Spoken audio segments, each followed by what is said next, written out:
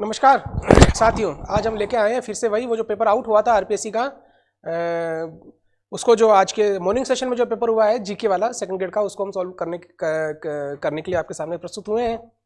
पहला सवाल लेते हैं अपन सीधा इसका। फर्स्ट क्वेश्चन, सीक्वेंस सीरीज सबकी अलग अलग हो सकती है, मैं प्रश्न बोलूँगा उससे आपको आसानी रहेगी। फूटा देवल मेला कहाँ आयोजित होता है? तो इसका करेक्ट आंसर है ऑप्शन सी, राजसमंद जिले में। ये राजसमंद जिले में आयोजित होने वाला प्रसिद्ध मेला है। कजली तीज का त्यौहार कहाँ मनाया जाता है? तो बूंदी में जो कजली तीज है वो सभी को जानकारी है इसकी। Option B is the right answer. Question number 3, सांझी के रूप में किस देवी की पूजा की जाती है? अब सांझी देवी पार्वती का रूप है, ये चित्रकला की एक तकनीक है और 15 दिन तक विभिन्न प्रकार की आकृतियां गोबर के द्वारा दीवारों पर बनाई जाती है। ये राजस्थान की सबसे प्राचीन चित्रकारी का भी एक रूप माना जाता है। नेक्स्ट क्वेश्चन है, मंडलीय आभूषण महिलाओं द्वारा शरीर के किस अंग पर पहना जाता है? इसका करेक्ट आंसर ऑप्शन सी, वक्ष पर पहना जाता है, गले में डालते हैं वैसे बेसिकली इसमें, पर ये करेक्ट आंसर है। पैर, हाथ, कमर हो नहीं सकता। क्वेश्चन नंबर 5, मानचरित्र रासों के रचयिता कौन है? करेक्ट आंसर ऑप्शन बी, कवि नरोत्तम। क्वेश्चन नंबर 6, अग्नि नृत्य का उद्गम किस स्थान से हुआ है? तो कतरियासर बीकानेर का प्रसिद्ध स्थान कतरियासर जसनाती संप्रदाय का उद्भव हुआ है यहाँ से, और जसनाती संप्रदाय का ये प्रसिद्ध अग्नि नृत्य है। ओंकार का जाप करते हुए, फतेह फतेह बोलते हुए भक्त इसमें कूदते हैं और कई प्रकार के कर्तव्य दिखाते हैं। क्वेश्चन नंबर 7, राजस्थान का राज्यपाल निम्नलिखित में से किस विश्वविद्यालय का कुलाधिपति नहीं है?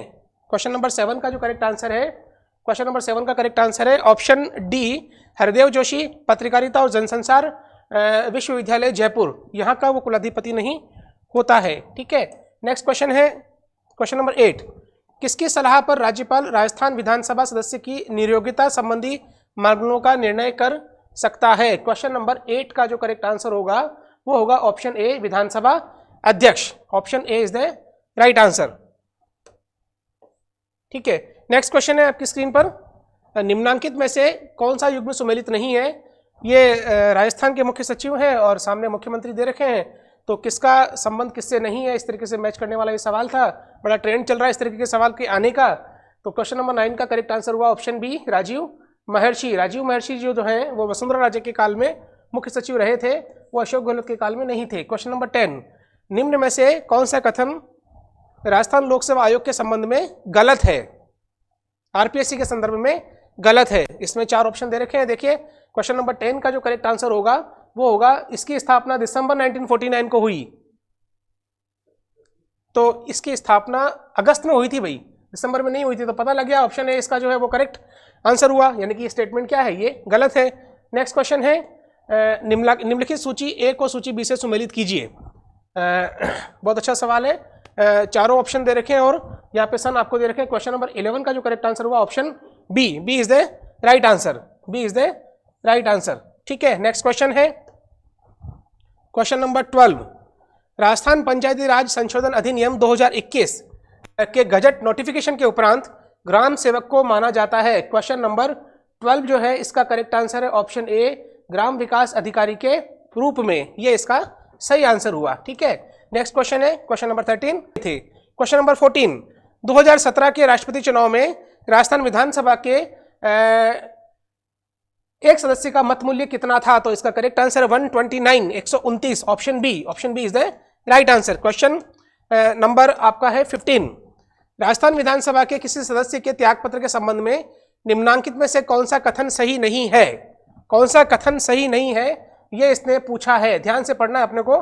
पहला बिल्कुल ठीक है, दूसरा भी बिल्कुल ठीक है, तीसरा जो स्टेटमेंट इसमें दे रखा है ये भी बिल्कुल ठीक है, और question statement number 4, option number 4, कोई सदस्य अपना त्यागपत्र अध्यक्ष को सौंपने के 30 दिनों के भीतर अपना त्यागपत्र वापस ले सकता है। तो वापस लेने की अवधि का जो है वो कोई निर्धारण नहीं, इसलिए इसका करेक्ट आंसर हुआ ऑप्शन डी। ठीक है, नेक्स्ट क्वेश्चन आपकी स्क्रीन पर, क्वेश्चन नंबर 16, राजस्थान विधानसभा की लोक लेखा समिति के सदस्यों का कार्यकाल होता है। क्वेश्चन नंबर 16 का जो करेक्ट आंसर है वो है ऑप्शन, एक minute, question number 16, question number 16 का जो करेक्ट आंसर है वो 1 वर्ष। क्वेश्चन नंबर 16 का जो करेक्ट आंसर है, राजस्थान विधानसभा की लोक लेखा समिति के सदस्यों का कार्यकाल कितना होता है? तो 1 वर्ष होता है, ऑप्शन ए। क्वेश्चन नंबर 17, निम्न में से किन्होंने राजस्थान विधानसभा में हाल ही में डिजिटल म्यूजियम का उद्घाटन किया था? क्वेश्चन नंबर 17 का करेक्ट आंसर है ऑप्शन ए, मुख्य न्यायाधीश NV Ramana is the right answer. Question number 18, Rajasthan civil सेवा अपीलीय अधिकरण की जयपुर पीठ के क्षेत्राधिकार में आने वाले संभागों के सही समूह को आपको पहचानना है। क्वेश्चन नंबर 18, इसका करेक्ट आंसर है ऑप्शन 4, जयपुर, अजमेर, भरतपुर और कोटा। जोधपुर के अंदर इसकी एक और स्थायी पीठ का गठन हो चुका है, ये घोषणा मुख्यमंत्री ने कर दी है। ये भी आप आगामी आने वाले एग्जाम में ध्यान रखेंगे। क्वेश्चन नंबर 19, राजस्थान सरकार ने कौन सा दिन विद्यालय में बच्चों के लिए नो बैग डे घोषित किया है? तो करेक्ट आंसर ऑप्शन बी, शनिवार।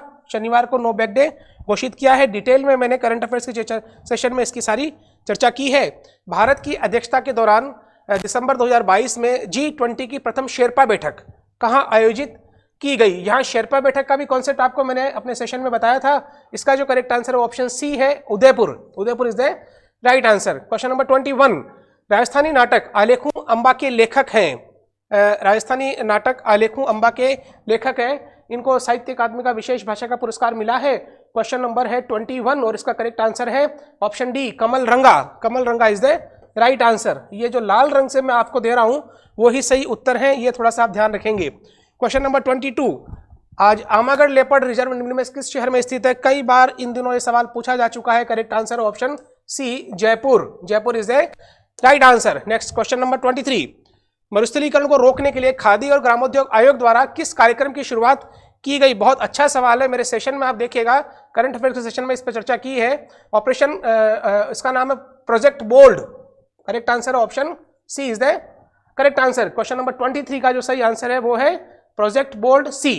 राजस्थान के निम्नांकित में से किस जिले में साक्षरता दर सबसे कम है? तो इसका जालोर बिल्कुल ठीक आंसर है, ऑप्शन बी। कहीं कोई दिक्कत नहीं है, आसान सवाल है। राजस्थान की पहली जनजातीय हॉकी अकादमी कहाँ स्थापित की गई है? तो ये उदयपुर में की गई है। इस पर भी चर्चा की हुई है करंट अफेयर्स के सेशन में, आप देखिएगा, आपको सही मिलेंगे और भी कई सारे महत्वपूर्ण फैक्ट भी आपको मिलेंगे। दिसंबर 2022 में वीर बाला कालीबाई पुरस्कार दिया गया है, इसका करेक्ट आंसर है ऑप्शन नंबर 26 का जो सही आंसर है वो है राज कलासुआ को। ऑप्शन बी जो है वो बिल्कुल ठीक आंसर है। पृथ्वी के महाद्वीपीय भाग पर सबसे गहराई वाला बिंदु स्थित है? तो अभी एक टनल मिली है, गहरा स्थान है और वो है अंटार्कटिका में, ये इसका बिल्कुल ठीक आंसर है। करंट अफेयर से संबंधित ये सवाल है। निम्नलिखित कथनों पर विचार कीजिए, भूमंडलीय पवनें प्रमुखतया निर्भर करती है। क्वेश्चन नंबर 28 का जो सही आंसर होगा वो ऑप्शन डी, 4 नंबर है क्वेश्चन नंबर 28 का। इसमें ए, बी और डी ऑप्शन बिल्कुल ठीक है। ए, बी और डी, ए ठीक है, बी भी ठीक है और डी भी ठीक है। वायुमंडलीय आर्द्रता का इसका कोई इसमें प्रभाव नहीं पड़ता है। नेक्स्ट क्वेश्चन है स्क्रीन पर, वर्ष 2022 में जलवायु परिवर्तन सम्मेलन कहाँ हुआ? करंट अफेयर्स सेशन में चर्चा की है, शर्म अल शेख मिस्र में इसका आयोजन हुआ था। Question option number 3। Question number 29 का जो करेक्ट आंसर है वो है ऑप्शन नंबर 3। सन 2020 के अनुसार निम्नलिखित महाद्वीपों को उनकी जनसंख्या के आकार के अनुसार अवरोही क्रम में आपको अरेंज करना है। क्वेश्चन नंबर 30 है, इसका करेक्ट आंसर है option A, B, C, D. Africa, then Europe, then उत्तरी अमेरिका, देन दक्षिणी अमेरिका। ये करेक्ट आंसर हुआ इसका। कौन सा ऑप्शन है? ऑप्शन ए, ठीक है। Question number 31, world migration report 2022 के अनुसार 2019 में विश्व स्तर पर अंतर्राष्ट्रीय प्रवासियों की अनुमानित संख्या थी। बहुत अच्छा सवाल है क्वेश्चन नंबर 31 और इसका correct answer option A 272 million, 272 million इसका बिल्कुल ठीक आंसर है। क्वेश्चन नंबर 32, प्रायद्वीपीय भारत के पठारों का पश्चिम से पूर्व की ओर सही क्रम आपको बताना है। क्वेश्चन नंबर 32, इसका करेक्ट आंसर आपको देना है ऑप्शन ए नहीं है, बी, सी और डी इसका करेक्ट आंसर है। क्वेश्चन नंबर 32 का ऑप्शन डी, दक्कन का पठार, उसके बाद दंडाकरण पठार, छोटा नागपुर का पठार और फिर उसके बाद मेघालय का पठार। आपको पश्चिम से पूर्व अरेंज करना है, ये क्रम स्पेशली आपको ध्यान रखना होगा। नेक्स्ट क्वेश्चन है 33, निम्नलिखित में से कौन सा मानसून तंत्र के बारे में सही नहीं है? बहुत ही शानदार सवाल है ये और बहुत ही अच्छी पकड़ जिन्होंने रखी है जीके में उनके ही ये सही होगा। इसका सही स्टेटमेंट जो है कौन सही नहीं है, इसने पूछा क्या है? सही नहीं है, ठीक है।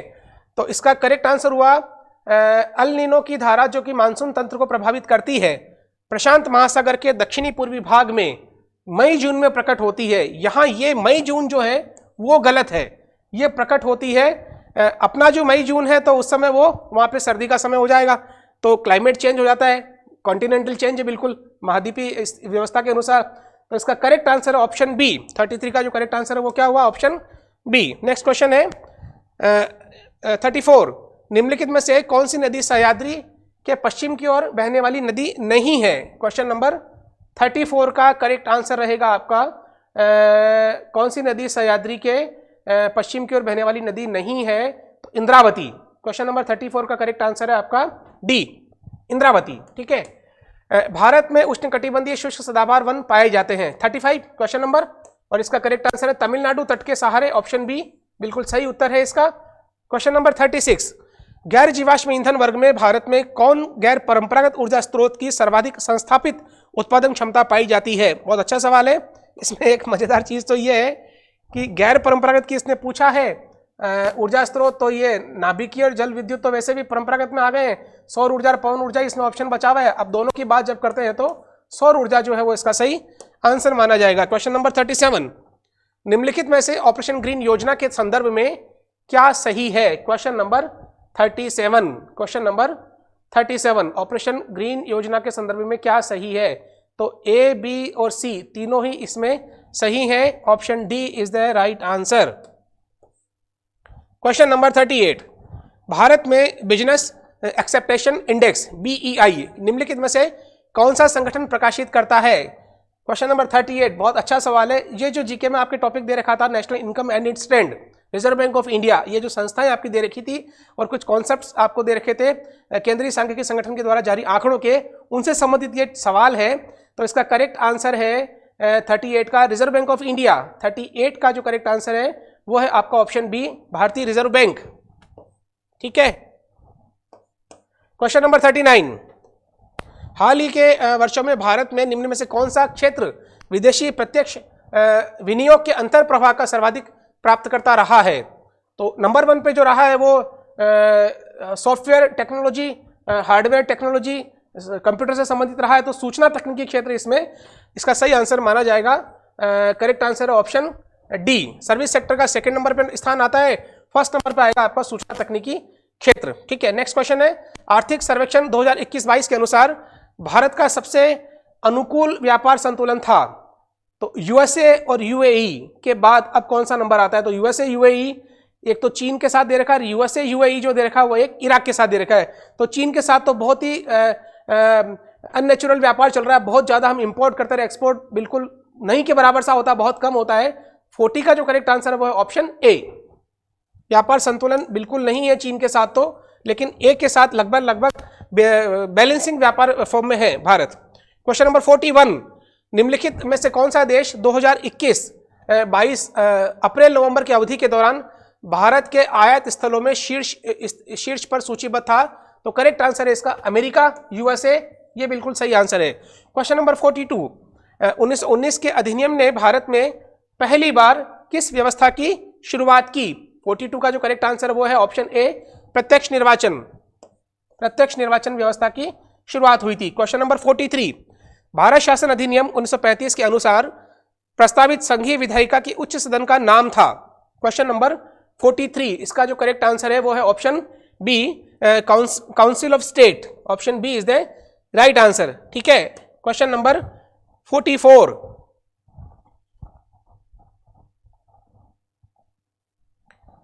क्वेश्चन नंबर 44, कैबिनेट मिशन योजना के अनुसार संविधान सभा का गठन कब हुआ था।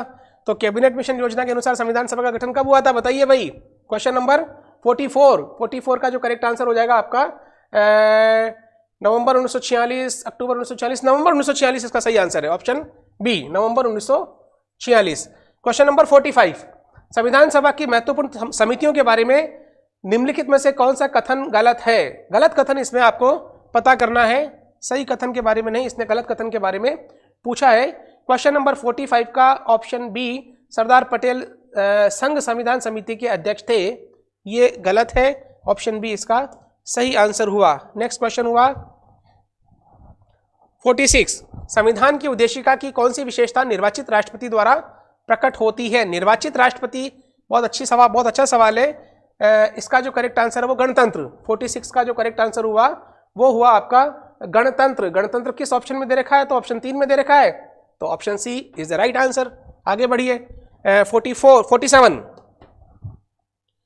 सूची 1 को सूची 2 से सुमेलित कीजिए तथा सूचियों के नीचे दिए गए स्कूटों की सहायता से आपको इसका सही आंसर देना है। बहुत अच्छा सवाल है, बहुत लंबा चौड़ा सवाल है 47 का। तो कौन सी चीज किस आर्टिकल में किस अनुच्छेद में दे रखी है उसके बाद उससे संबंधित ये सवाल है। 47 का करेक्ट आंसर है ऑप्शन बी। फर्स्ट का जो है फोर्थ, बी का थर्ड, सी का सेकंड और डी का first. Option B is the right answer. Next question 48 निम्नांकित में से क्या स्वतंत्रता के मूल अधिकार में शब्दशः शामिल नहीं है। क्वेश्चन नंबर 48 के बारे में इसने पूछा है। ऑप्शन सी अंतःकरण की स्वतंत्रता, ये इसका करेक्ट आंसर हुआ। ठीक है। क्वेश्चन नंबर 49 निम्नांकित में से कौन भारत के संविधान के भाग 4 क में सम्मिलित नहीं है। 49 क्वेश्चन नंबर 49 इसका जो करेक्ट आंसर है वो ऑप्शन डी, हमारी राष्ट्रीय भाषा हिंदी का आदर करना भारत के प्रत्येक नागरिक का कर्तव्य है, ये सम्मिलित नहीं है। ठीक है। अब क्वेश्चन नंबर 50 पे आ जाइए आप। निम्नांकित में से किस या किन राजनीति के निर्देशक सिद्धांतों को भारत के संविधान में अलग अलग संविधान संशोधन द्वारा सम्मिलित किया गया है। Directive principle of states policy का बहुत अच्छा सवाल है ये क्वेश्चन नंबर 50 और इसका जो करेक्ट आंसर है वो है ऑप्शन सी, ए तथा बी। समान न्याय तथा निःशुल्क विधिक सहायता और सहकारी समितियों का उन्नयन, ये इसका करेक्ट आंसर हुआ option C is the right answer. ठीक है। क्वेश्चन नंबर 51 भारत के राष्ट्रपति की पदावधि के संबंध में निम्नांकित कथनों में से कौन सा कथन सही नहीं है। नेगेटिव फॉर्म में सवाल है ये। क्वेश्चन नंबर 51 का जो करेक्ट आंसर रहेगा वो रहेगा ऑप्शन बी, राष्ट्रपति भारत के मुख्य न्यायाधीश को संबोधित अपने हस्ताक्षर सहित लेख द्वारा अपना त्यागपत्र दे सकेगा, ये इसका करेक्ट आंसर हुआ। ठीक है। क्वेश्चन नंबर 52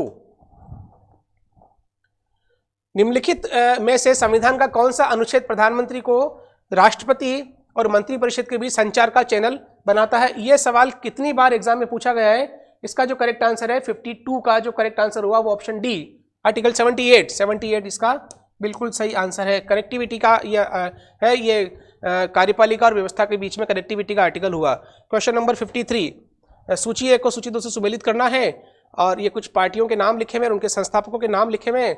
तो क्वेश्चन नंबर जो 53 है इसका जो करेक्ट आंसर हो जाएगा आपका, आप सुमेलित करें एक बार देखें, कांग्रेस सोशलिस्ट पार्टी, भारत की कम्युनिस्ट पार्टी, भारतीय जनसंघ और स्वतंत्र पार्टी। क्वेश्चन नंबर 53 का करेक्ट आंसर हुआ ऑप्शन डी, ये इसका डी आंसर सही है। क्वेश्चन नंबर 53 का आंसर क्या हुआ, ऑप्शन डी। ठीक है। नेक्स्ट चलिए 54 1955 में ऐतिहासिक अफ्रो एशियन सम्मेलन कहाँ आयोजित हुआ था। क्वेश्चन नंबर 54 इसका करेक्ट आंसर है option C, Bandung Indonesia. Option C is the right answer. Question number 55 निम्नांकित में से कौन सुमेलित नहीं है। फिर ये 4 व्यक्तियों के नाम या इधर 4 संस्थाओं के नाम कि भाई उनका जो कार्यक्षेत्र रहा निम्न में से कौन सा नहीं रहा है, इस रूप में इसको पूछा है। बहुत अच्छा सवाल है। यूएनओ और यूएनओ में भारत की भूमिका करके जो जीके में आपके सेकंड ग्रेड में एक टॉपिक दे रखा है उससे संबंधित लगभग ये सवाल आ गया है पूरा की पूरा। ठीक है। तो 55 का जो करेक्ट आंसर हो जाएगा ऑप्शन डी, हंसा मेहता। संयुक्त राष्ट्र सुरक्षा परिषद की प्रथम महिला अध्यक्ष, ये सिक्योरिटी काउंसिल की नहीं थी, ये किसी और विभाग की थी और ये उपाध्यक्ष के रूप में चुनी थी, इसलिए करेक्ट आंसर क्या हुआ इसका, ऑप्शन डी। ठीक है। क्वेश्चन नंबर 56 निम्नांकित में से कौन सा राष्ट्र राज्य 2021 में संघाई सहयोग संगठन से नए सदस्य के रूप में जुड़ा। बहुत अच्छा सवाल है 56 का, ये हमने सेशन में चर्चा की भी है। इसका correct answer option A, Iran. Iran जो है वो इसका बिल्कुल ठीक आंसर है। नेक्स्ट क्वेश्चन 57 शिक्षा 57 से फिर 58 के जो सवाल है वो साइकोलॉजी के सवाल हैं। तो साइकोलॉजी के जो सवाल हैं उस पर चर्चा हमारे एक्सपर्ट करेंगे। अब हम नेक्स्ट लेते हैं जीके के ही संबंध में आज हमने चर्चा का ये सेशन रखा है।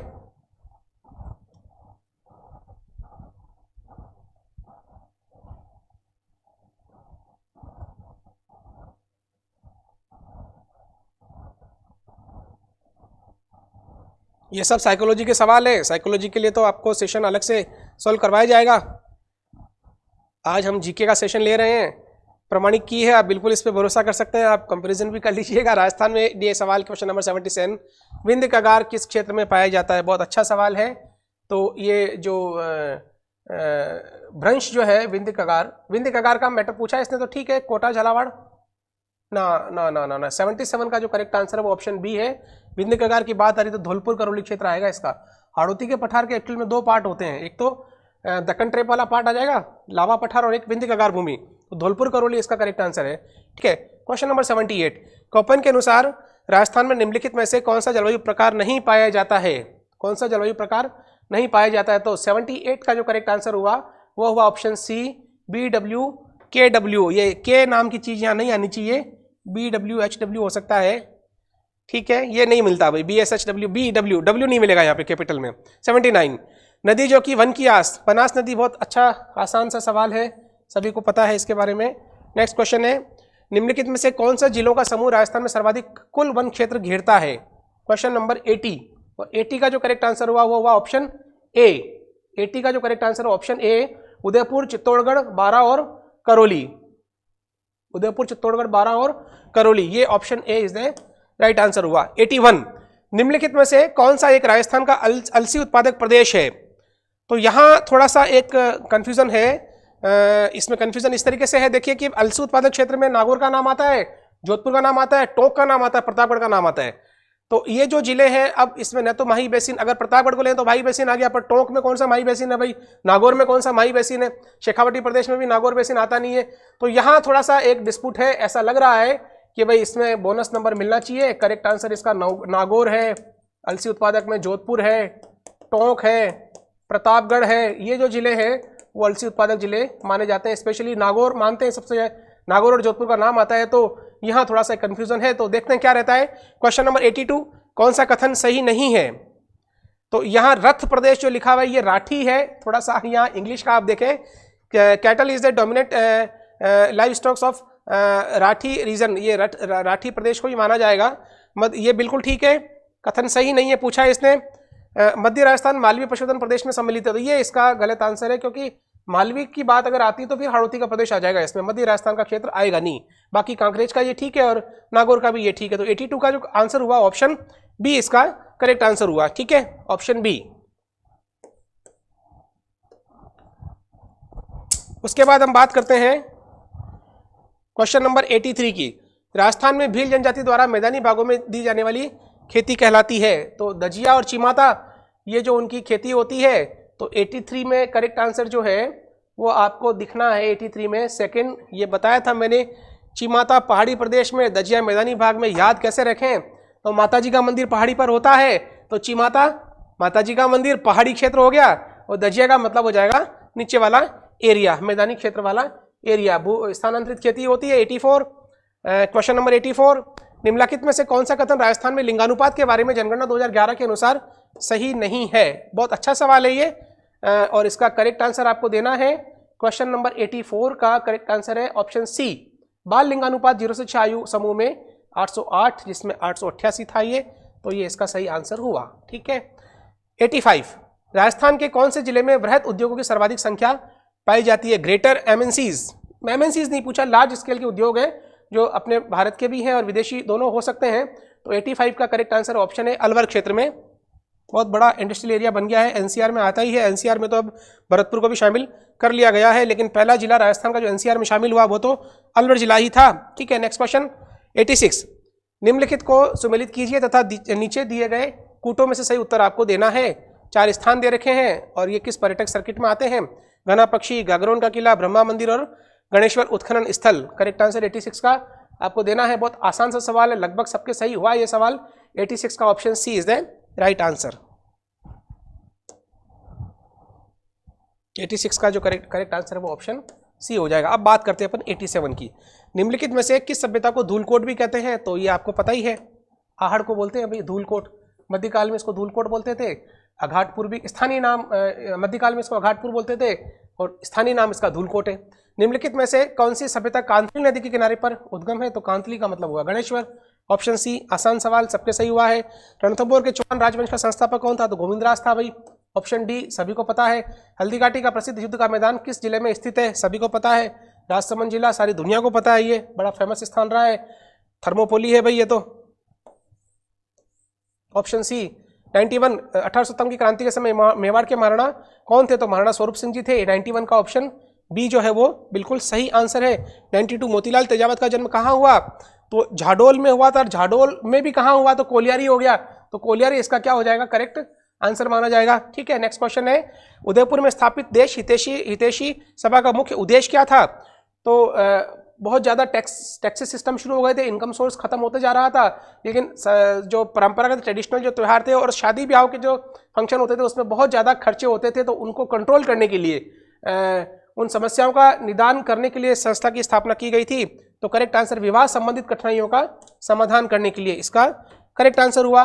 93 के बाद आएगा अपना क्वेश्चन 94, तनसुख लाल मित्तल किस प्रजामंडल संगठन के नेता थे? तो इसका करेक्ट आंसर है आपका ऑप्शन बी, कोटा राज्य प्रजामंडल। अब आप देखिए प्रजामंडल और उसके संस्थापक तो हम पढ़ते हैं, पर आपको अब थोड़ा सा ये भी ध्यान रखना होगा कि प्रजामंडल में जो फ्रंट लाइनर्स लीडर हैं, जो संस्थापक के सहयोगी लीडर हैं, उनका भी आप थोड़ा सा ध्यान रखिए। खासकर जो प्रजामंडल है तो उससे संबंधित भी सवाल आने पूछे जाने लग गए हैं। तो केवल स्थापना और इसके संस्थापक कौन थे, इससे काम अब चलने वाला नहीं है। क्वेश्चन नंबर 95, बरड़ किसान आंदोलन का संबंध किस भूतपूर्व देशी रियासत से संबंधित था? तो करेक्ट आंसर हुआ इसका बूंदी। ये बिल्कुल ठीक आंसर है 95 का।